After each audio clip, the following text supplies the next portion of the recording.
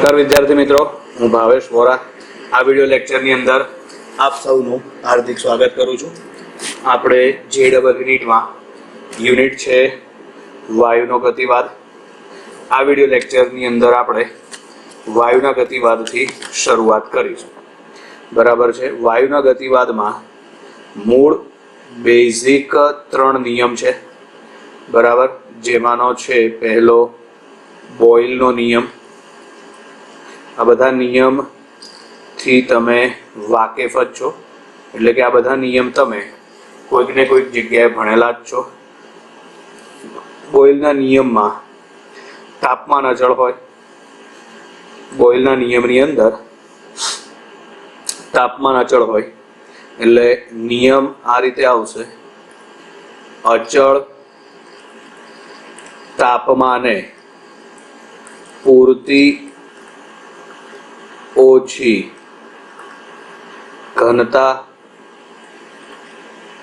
વાળા વાયુનું દબાણ એ તેના કદના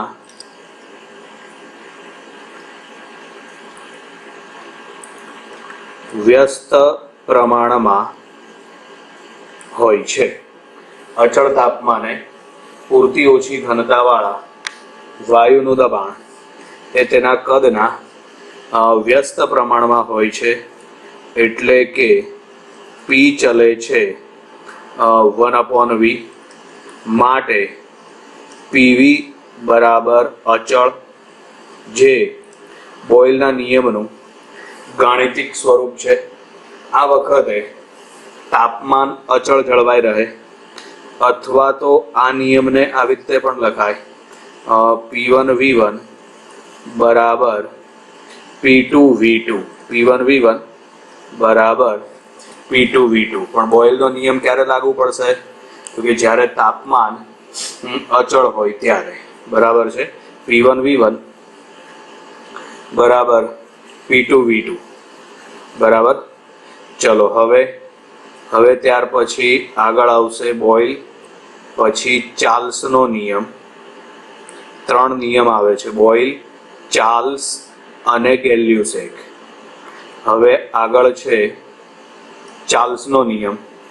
બરાબર છે, જેમાં છે પૂરતી ઓછી ઘનતાવાળા. ચાર્લ્સના નિયમનું વિધાન આવું છે, પણ એક વસ્તુ ધ્યાનમાં રાખો: ચાર્લ્સના નિયમમાં દબાણ અચળ હોય, એટલે અહીં શરૂઆતમાં લખીશું અચળ દબાણે પૂરતી ઓછી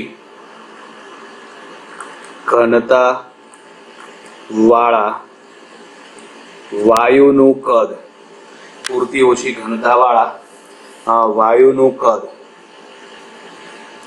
એ તેના વાયુનું કદ એ તેના નિરપેક્ષ તાપમાનના સમ પ્રમાણમાં હોય છે. બરાબર છે. એટલે આના માટે આપણે V ચલે છે T, પણ યાદ રાખો નિયમમાં આપણે લખેલું છે નિરપેક્ષ તાપમાન.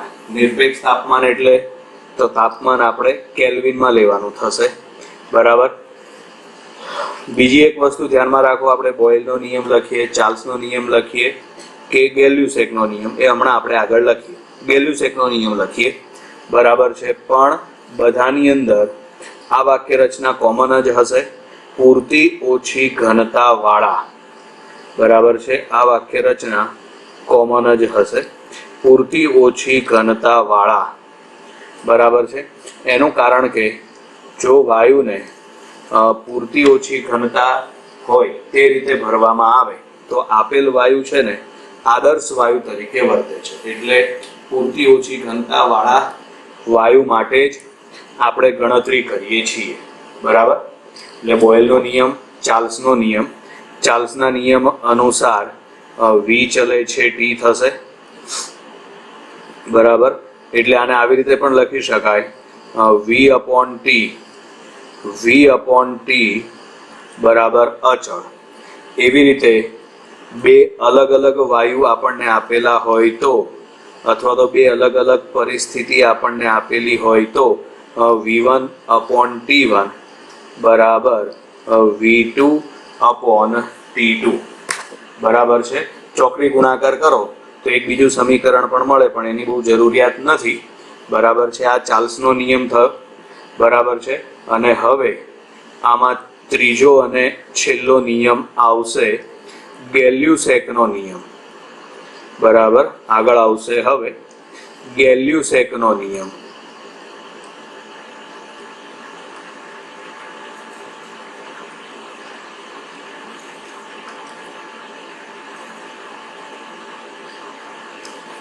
ચલો, તો હવે ગેલ્યુસેકના નિયમમાં કદ અચળ, તો માટે અહીં લખાશે અચળ કદે પૂરતી ઓછી ઘનતા વાળા, પૂરતી ઓછી ઘનતા વાળા વાયુનું દબાણ, પૂરતી ઓછી ઘનતા વાળા વાયુનું દબાણ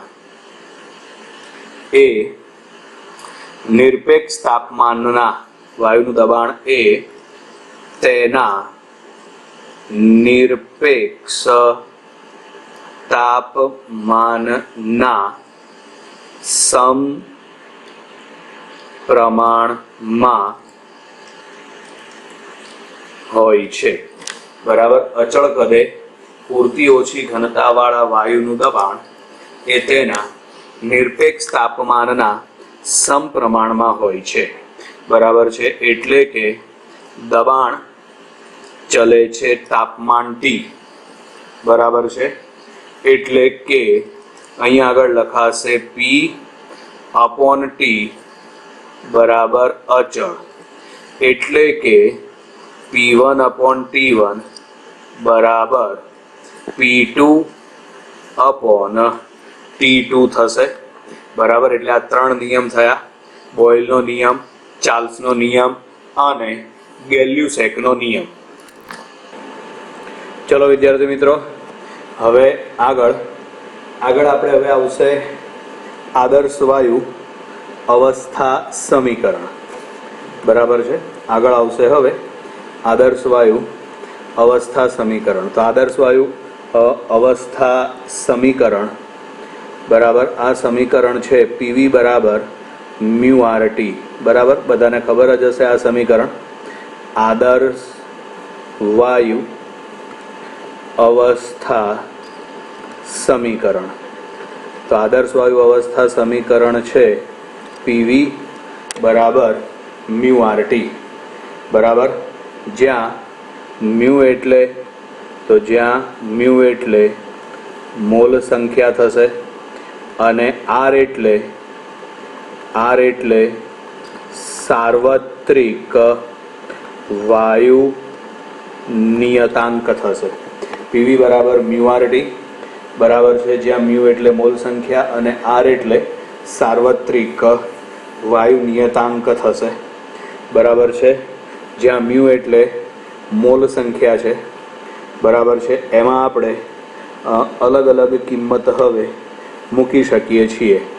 બરાબર છે, મોલ સંખ્યા મ્યુ માટે તો મ્યુ બરાબર થશે N/Na. બરાબર, જ્યાં N એટલે અણુઓની કુલ સંખ્યા, N એટલે અણુ કે પરમાણુ, આપણને જે આપેલ હોય તે અણુ કે પરમાણુની કુલ સંખ્યા. અને Na એટલે એવોગેડ્રો અંક. Na એટલે એવોગેડ્રો અંક. એવોગેડ્રો અંકની કિંમત શું મળે? તો એ અચળાંક છે 6.023 ગુણ્યા 10⁻23.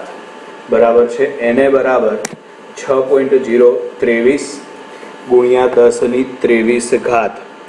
આટલા અણુ કે પરમાણુ ભેગા મળે, આટલા અણુ કે પરમાણુ ભેગા મળે ત્યારે વાયુનો જથ્થો 1 મોલ છે તેમ કહેવાય. દળ અલગ અલગ હોઈ શકે છે, બરાબર છે. એને એટલે એવોગેડ્રો અંક એ સંખ્યા માટે છે, બરાબર. 6.023 ગુણ્યા 10⁻23 ઘાત અણુ કે પરમાણુ, એટલે કે આટલા અણુ કે પરમાણુ એક વાયુના ભેગા થાય, બરાબર, તો તેને વાયુનો જથ્થો 1 મોલ છે તેમ કહેવાય, બરાબર છે. આ કિંમત એટલે મ્યુ બરાબર n/na. આ કિંમત આપણે અહીં ઉપરના સમીકરણમાં મૂકી દઈએ, બરાબર. તો માટે પીવી મ્યુના બદલે શું લખવાનું થશે?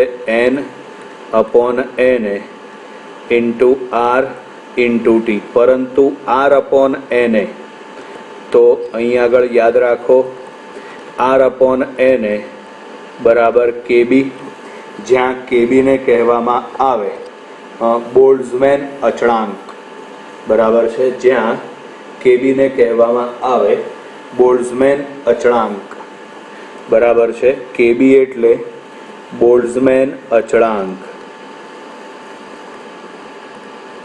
kb એટલે બોલ્ટ્ઝમેન અચળાંક. આપણે આમાં r અને na બંનેની કિંમત જાણીએ છીએ. r એટલે સાર્વત્રિક વાયુ નિયતાંક છે, જેની કિંમત છે 8.314 છેદમાં na. na એટલે એવોગેડ્રો અંક, જેની કિંમત છે 6.023 ગુણ્યા 10⁻23 ઘાત. ચલો આનું સાદું રૂપ આપી દો એટલે જવાબ આવશે 1.38 ગુણ્યા 10⁻23 ઘાત. એકમ આવશે જૂલ પ્રતિ કેલ્વિન, બરાબર છે. આ બોલ્ટ્ઝમેન અચળાંકની કિંમત થઈ ગઈ. એટલે કે આજે આપણે બોક્સ બનાવીએ છીએ એ સમીકરણમાં r/na ના બદલે તમે kb લખી નાખો એટલે pv બરાબર થશે n kbt, બરાબર છે. pv બરાબર શું થઈ જશે? n kbt, બરાબર. ચલો હવે ત્યાર પછી આગળ હવે આમાં તમે વીને પણ છેદમાં લઈ જાઓ. હજી આગળ આનું સાદું રૂપ આપણે આપીએ છીએ સમીકરણમાં. આ જે વી છે એને સામેની બાજુએ તમે છેદમાં લઈ જાઓ એટલે પી બરાબર શું લખાશે? n/v kbt. હવે સમજો, n/v, જ્યાં n એટલે અણુની કુલ સંખ્યા થશે અને v એટલે કદ થશે. કુલ સંખ્યા ભાગ્યા કદ, જેને કહેવાય સંખ્યા ઘનતા, બરાબર છે. કુલ સંખ્યા ભાગ્યા કદ, બરાબર, આને કહેવાય એની સંખ્યા ઘનતા. અને સંખ્યા ઘનતાને સ્મોલ n વડે દર્શાવવામાં આવે છે. તો આ સ્મોલ n ની કિંમત આપણે સમીકરણમાં મૂકી દઈએ. તો માટે હવે દબાણ P બરાબર શું લખાશે? n kbt. દબાણ P બરાબર શું લખાશે? n kbt, બરાબર. એટલે આ આદર્શ વાયુ અવસ્થા સમીકરણના અલગ અલગ સ્વરૂપ છે. હજી બીજું જો સ્વરૂપ મેળવવું હોય તો સમજો ધ્યાનથી. આપણી પાસે આદર્શ વાયુ અવસ્થા સમીકરણ છે PV બરાબર μRT, જ્યાં મ્યુ એ શું દર્શાવે છે? તો મ્યુ એ મોલ સંખ્યા દર્શાવે છે. આગળ આપણે જે કોઈ ગણતરી કરી એમાં મ્યુની કિંમત શું લખી હતી આપણે? મ્યુ બરાબર n/na. n એટલે અણુની કુલ સંખ્યા, na એટલે એવોગેડ્રો અંક, એટલે આપણે જે ગણતરી કરી હતી ને એ અણુની સંખ્યા પ્રમાણે ગણતરી કરી હતી. જ્યારે હવે આપણે વજન અને અણુભાર પ્રમાણે ગણતરી કરીશું તો મોલ સંખ્યા મ્યુ બરાબર એનું દળ ભાગ્યા એનો અણુભાર, જે વાયુ આપેલ હોય તેનું દળ ભાગ્યા એનો અણુભાર, બરાબર છે. એટલે દળ ભાગ્યા એનો અણુભાર. આ કિંમત તમે ઉપર મૂકી દો એટલે પીવી બરાબર, તો પીવી બરાબર આવશે m/m0 RT. હવે આ વીને તમે છેદમાં લઈ જાઓ એટલે પી બરાબર શું આવશે? m/v. અહીં આગળ આવશે RT/m0. m/v, m એટલે દળ અને v એટલે કદ. દળ ભાગ્યા કદ, દળ ભાગ્યા કદ એટલે થશે ઘનતા. તો માટે અહીં આગળ દબાણ P બરાબર ρRT અપોન શું આવશે? m0. દબાણ P બરાબર ρRT અપોન શું આવશે? m0. બરાબર છે. એટલે આ આદર્શ વાયુ અવસ્થા સમીકરણના વિવિધ સ્વરૂપ છે. બરાબર. હવે આમાં આગળ આવશે ડાલ્ટનનો આંશિક દબાણનો નિયમ. ડાલ્ટનનો આંશિક દબાણનો નિયમ. આંશિક દબાણનો નિયમ. ચલો, હવે ડાલ્ટનનો આંશિક દબાણનો નિયમ, એની અંદર આપણે માની લઈએ, ધારો કે એકબીજા સાથે આંતરક્રિયા ન કરે તેવા આદર્શ વાયુનું મિશ્રણ તમે ધારી લો. બરાબર છે. આપણે આદર્શ વાયુ લઈએ છીએ ઘણા બધા. બરાબર છે. આ બધા આદર્શ વાયુ એકબીજા સાથે કોઈ પ્રક્રિયા કરતા નથી. બરાબર છે. અને એ બધાને આપણે ભેગા કરીએ, એ બધાનું આપણે મિશ્રણ બનાવીએ. બરાબર છે. તો એમાં પહેલો જે વાયુ છે એના મોલ μ1, બીજો જે વાયુ છે એના મોલ μ2, ત્રીજો જે વાયુ છે એના મોલ μ3 વગેરે વગેરે વગેરે. બરાબર છે. ચલો, હવે આપણે આની અંદર કુલ મોલ સંખ્યા શોધવી હોય તો શું આવે? તો કુલ મોલ સંખ્યા μ બરાબર થશે μ1 plus μ2 plus μ3 plus up to. ચલો, આદર્શ વાયુ અવસ્થા સમીકરણ અનુસાર પીવી બરાબર μRT લખાય.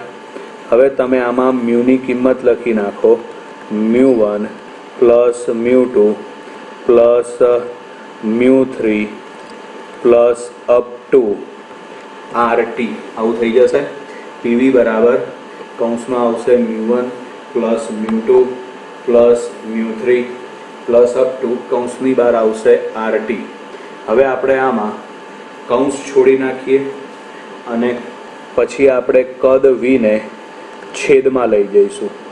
ચલો, હવે કૌંસ છોડી નાખો એટલે આ પહેલું પદ આવશે μ1 RT, બીજું પદ આવશે μ2 RT, ત્રીજું પદ આવશે μ3 RT પ્લસ અપ ટુ. આમાં વીને તમે છેદમાં લઈ જાઓ એટલે P બરાબર આમાં આવશે μ1 RT અપોન V, બીજા માટે આવશે μ2 RT અપોન V, ત્રીજા માટે આવશે μ3 RT upon V plus up two. બરાબર. તો હવે આ સમીકરણમાં આ જે પહેલું પદ દર્શાવે છે એને આદર્શ વાયુ અવસ્થા સમીકરણ પ્રમાણે વિચારો તો એ થશે દબાણ P1, પહેલા વાયુનું દબાણ. બરાબર છે.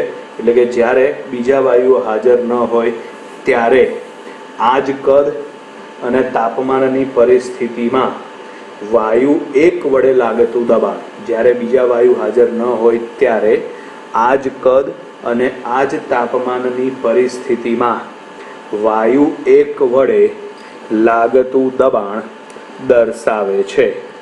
બરાબર.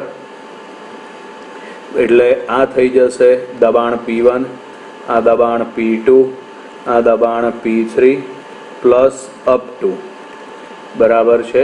એટલે આપણે આજે સમીકરણ મેળવ્યું, આ સમીકરણને કહેવાય ડાલ્ટનનો આંશિક દબાણનો નિયમ. બરાબર. આ સમીકરણને કહેવાય ડાલ્ટનનો આંશિક દબાણનો નિયમ. નિયમનું વિધાન આ રીતે છે: આદર્શ વાયુઓના મિશ્રણનું કુલ દબાણ આદર્શ વાયુઓના મિશ્રણનું કુલ દબાણ, મિશ્રણનું કુલ દબાણ એટલે કે P, મિશ્રણનું કુલ દબાણ તે વાયુઓના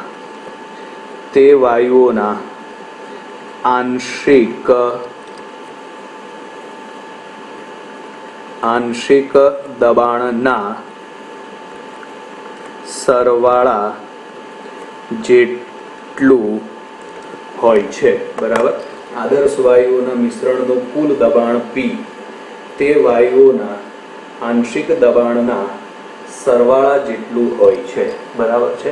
આ વિધાનને કહેવાય ડાલ્ટનનો આંશિક દબાણનો નિયમ. બરાબર છે. અને સૂત્ર ઉપર લખેલું જ છે, P બરાબર P1 plus P2 plus P3 plus up two. બરાબર. ચલો હવે આગળ આવશે દબાણ માટેનું એક બીજું સમીકરણ છે.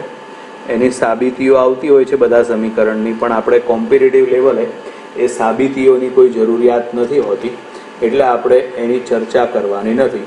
આપણે તો ડાયરેક્ટ જ એ સમીકરણ જ ભણવાનું છે.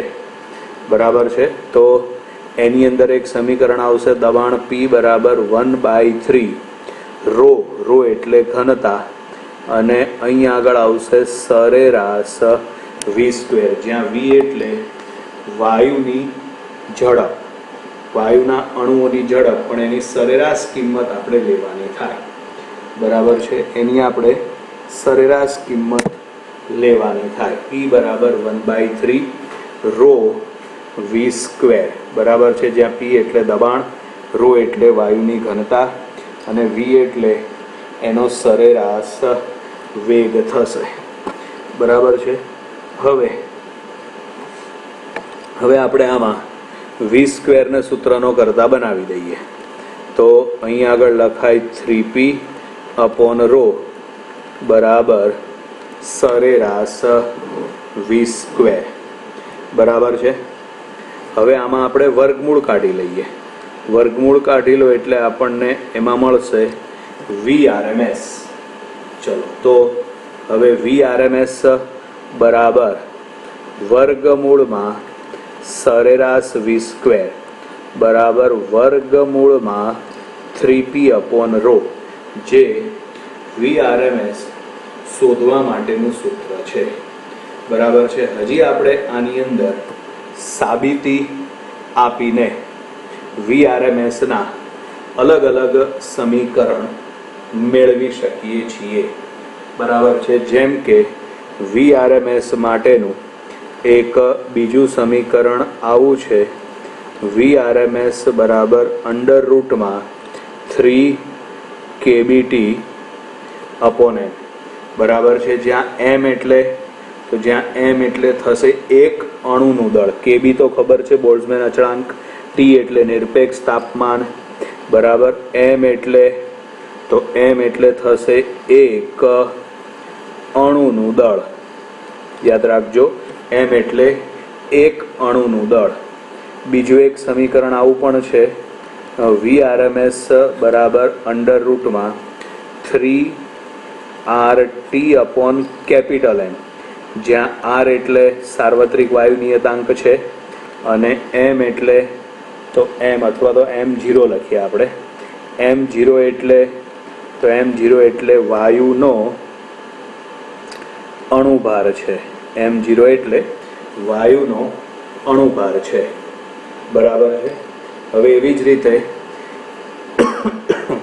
આંતરિક ઉર્જા શોધવા માટેનું પણ એક સૂત્ર છે. બરાબર. આંતરિક ઉર્જા શોધવા માટેનું પણ એક સૂત્ર છે. શું શોધવાનું છે? એમાં વાયુની આંતરિક ઉર્જા શોધવા માટેનું એક સૂત્ર છે. બરાબર છે. જેમાં એક વસ્તુ ધ્યાનમાં રાખજો, એને EINT વડે દર્શાવાય. બરાબર. એ સમીકરણ છે F/2 બરાબર ઇન્ટુ R ઇન્ટુ T. બરાબર છે. F/2 ઇન્ટુ R, અથવા તો મોલ સંખ્યા મ્યુ RT. એક મોલ હોય ને તો મ્યુ બરાબર શું લખાય? 1 લખાય. એટલે આ આંતરિક ઉર્જા શોધવા માટેનું એક આ સૂત્ર થયું, બરાબર છે. અથવા તો બીજું સમીકરણ કયું આવી શકે? તો બીજું સમીકરણ લખવા માટે મ્યુ અને આર એના બરાબર આપણે બોલ્ટ્ઝમેન અચળાંક કેબી લખી શકીએ. હમણાં જ આપણે આગળ જોયું હતું, મ્યુ બરાબર મોલ સંખ્યા, મ્યુની કિંમત લખી હતી ને આપણે. તો એવી જ રીતે અહીંયા આગળ મ્યુ ઇન્ટુ આર, તો એના બરાબર લખાશે કેબી, એટલે થશે F/2 ઇન્ટુ કેબીટી, બરાબર. F/2 ઇન્ટુ કેબીટી, બરાબર છે. આમાં નોર્મલી આપણે વિચારીએ તો ધારો કે વાયુ એક પરમાણવીય છે, તો એક પરમાણવીય વાયુ માટે F એટલે મુક્તતાના અંશ 3 આવશે. F એટલે મુક્તતાના અંશ થશે, બરાબર છે. મુક્તતાના અંશ 3 આવશે. હવે સમજો ધ્યાનથી અહીં આગળ, બરાબર. F એટલે મુક્તતાના અંશ 3 આવશે. ઈ ઇન્ટરનલ એટલે આંતરિક ઉર્જા કયા સ્વરૂપે હશે? ગતિ ઉર્જા, એટલે 1/2m સરેરાશ v², બરાબર. અહીં આગળ લખો F/2 કેબીટી. હવે આમાં તમે વીની કિંમત લખો. હવે આમાં તમે v²ની કિંમત લખો તો વાયુનો અણુ સ્વતંત્ર રીતે ત્રિપરિમાણમાં ગતિ કરી શકે, બરાબર. એટલે સરેરાશ vx², સરેરાશ vy² અને સરેરાશ vz². પણ વાયુનો અણુ અસ્તવ્યસ્ત ગતિ કરતા હોવાના કારણે દરેક દિશામાં તેને વેગની સંભાવના એક સમાન હોય. તેના વેગની સંભાવના એક સમાન હોય. વેગની સંભાવના એક સમાન એટલે અહીં આગળ લખાશે સરેરાશ vx² બરાબર સરેરાશ vy² બરાબર સરેરાશ vz². તો અહીં આગળ સરેરાશ v² બરાબર 3 સરેરાશ vx². આ કિંમત તમે ઉપર મૂકી દો. આ કિંમત તમે ઉપર મૂકી દો એટલે અહીં લખાશે 1/2m 3 સરેરાશ vx².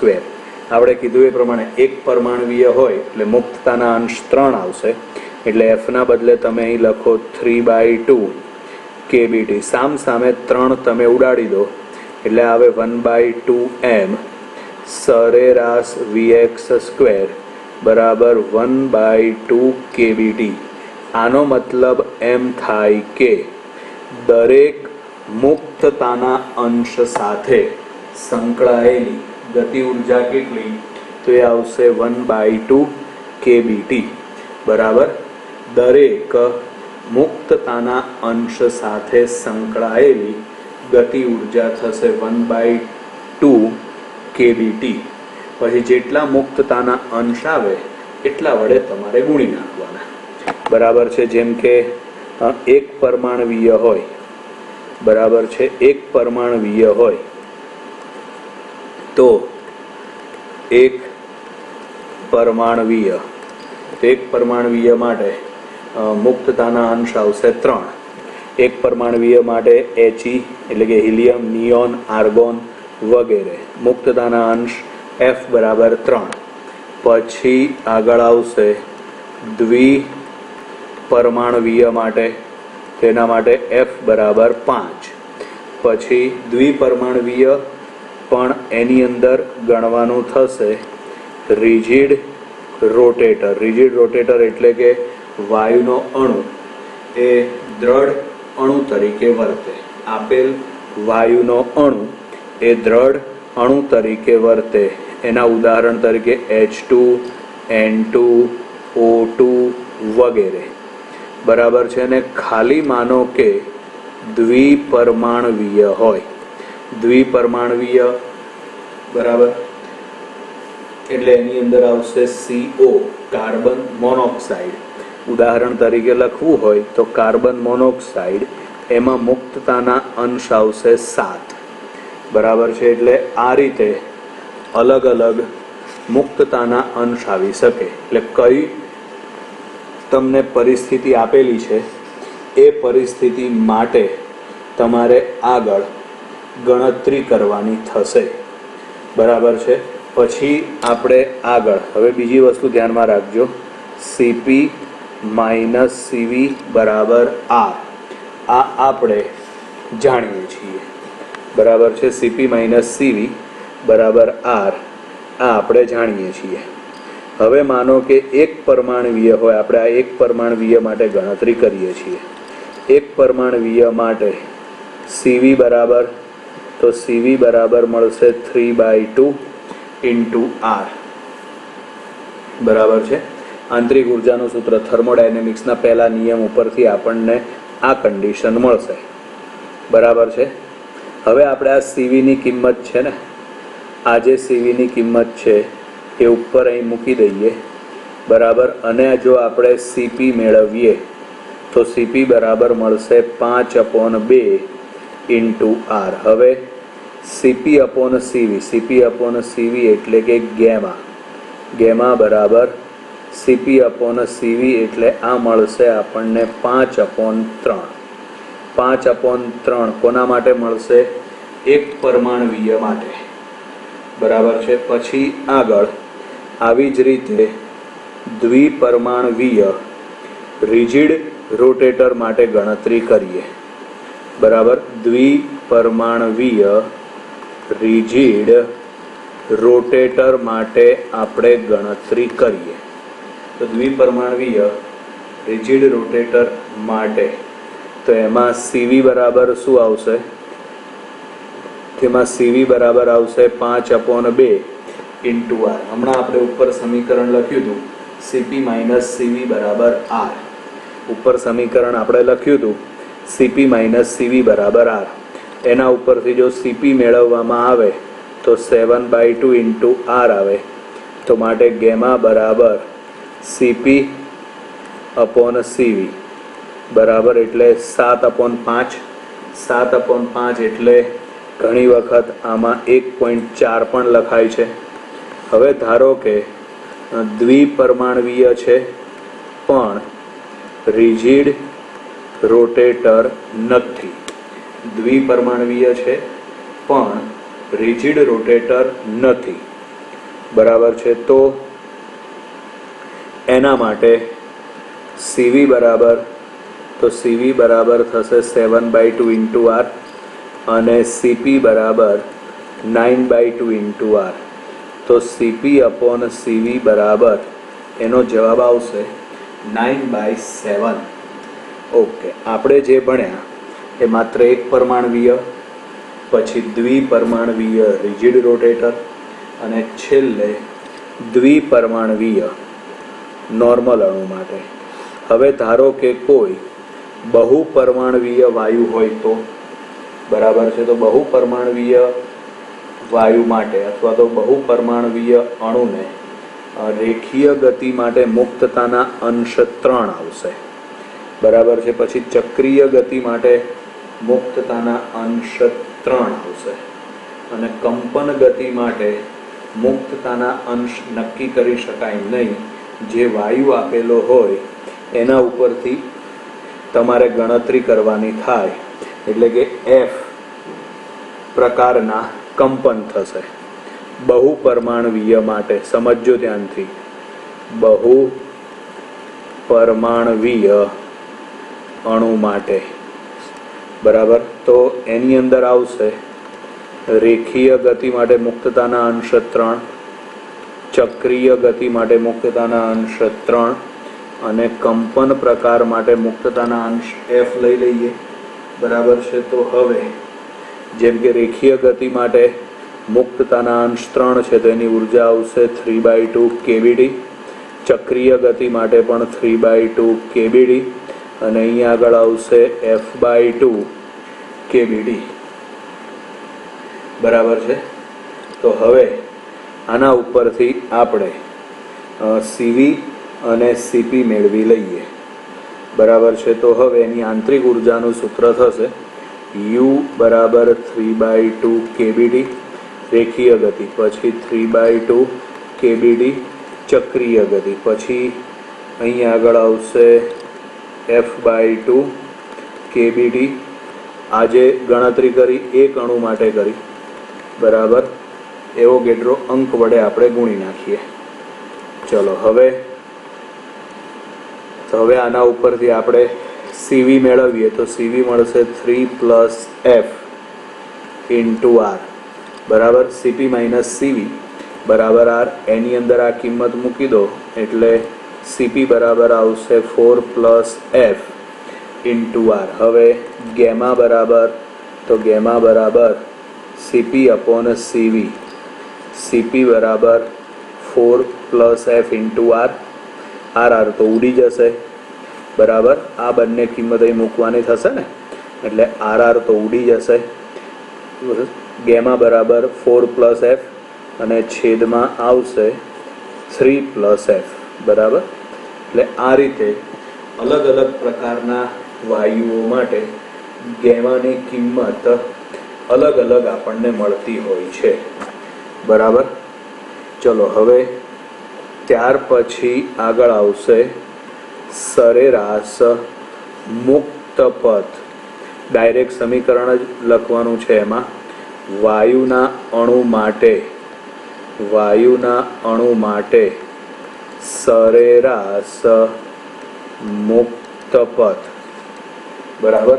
તો સરેરાશ મુક્ત પથ એટલે તો યાદ રાખવાનું, બે ક્રમિક અથડામણ વચ્ચે વાયુના અણુ અસ્તવ્યસ્ત ગતિ કરતા હોય, પરિણામે બે ક્રમિક અથડામણ વચ્ચે વાયુનો અણુ જે અંતર કાપે તેને મુક્ત પથ કહેવાય. પણ દરેક વખતે આ મુક્ત પથ એક સરખો હોતો નથી, પરિણામે એના સરેરાશ મૂલ્યને સરેરાશ મુક્ત પથ કહેવાય, બરાબર છે. કોઈ એક વાયુના